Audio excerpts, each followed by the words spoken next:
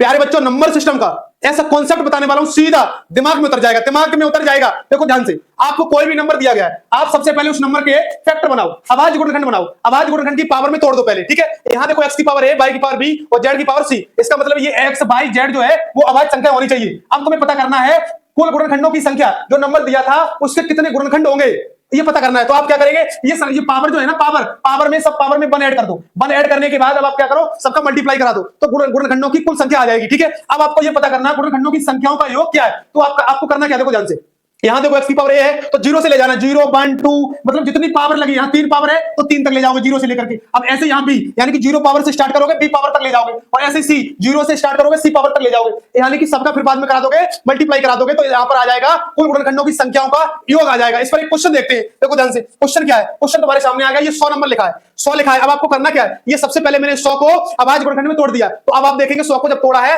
2 की पावर 2 लिख दिया, 5 की पावर 2 लिख दिया। अब हमें ये पता करना कि 100 के गुणनखंडों की संख्या क्या होगी। तो अब आपको करना क्या, ये पावर 2 है ना, इसमें आप 1 ऐड करेंगे, पावर 2 में 1 ऐड करेंगे तो कितना हो जाएगा, 3 हो जाएगा। अब जैसे यहां देखेंगे, यानी कि दोनों में 1 ऐड किया तो यहां 3 और मल्टीप्लाई यहां हो गया 3, तो यहां बन जाएगा, यहां 3 होने के बाद यहां बन जाएगा 9। इसका मतलब जो गुणनखंडों की संख्या आ गई वो 9 आ गई। अब आपको करना क्या है, इनका योग निकालना है, जो 9 संख्या है यानी गुणनखंडों की संख्या, उन सभी का योग निकालना है। तो आपको 0 से ले जाना, 0 से यानी कि 2 लगा था तो 2 तक ले गए, यहां देखो 2 लगा था तो 0 से स्टार्ट किया 2 तक ले गए, 2 की पावर 0 का मान 1, 2 की पावर 1 तो 2 हो जाएगा, 2 की पावर 2 4 हो जाएगा। ऐसे मैंने इसको किया 1 5 25 हो गया, यहां देखो 4 2 6 1 7 हो गया, यहां देखो 25 5 30 31 हो जाएगा, मल्टीप्लाई ऐसे किया तो 217 हो जाएगा। अब आपको दिखा रहा है प्रूफ, इसका प्रूफ क्या है, तो देखो प्रूफ ये है, देखो ध्यान, प्रूफ तुम्हारे सामने आ गया। यहां 100 नंबर है, ये देखो 100 नंबर है, यानी कि इसके गुणनखंडों की संख्या पता करनी है। तो गुणनखंडों की संख्या मतलब इसके फैक्टर पता करने हैं, तो यानी कि फैक्टर वो होते हैं संख्या को डिवाइड करे, संख्या को डिवाइड करे, 1 डिवाइड करेगा तो 1 हो जाएगा, 2 डिवाइड करेगा 2 हो जाएगा, 4 डिवाइड करेगा 5 डिवाइड करेगा 10 डिवाइड करेगा 20 करेगा, फिर उसके बाद 25 करेगा, 50 करेगा, 100 करेगा। अब आप देखिएगा, यानी कि यहां गुणनखंडों की संख्या कितनी हो गई,